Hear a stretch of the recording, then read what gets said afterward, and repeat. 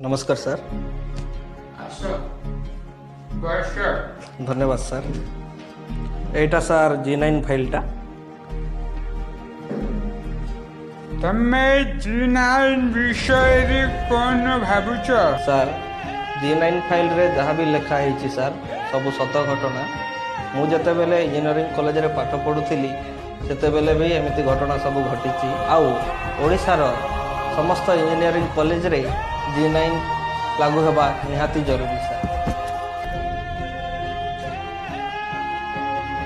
आजिठू ओडिशा रे जते भी इंजीनियरिंग कॉलेज अछि सबुठी G9 लागू हला।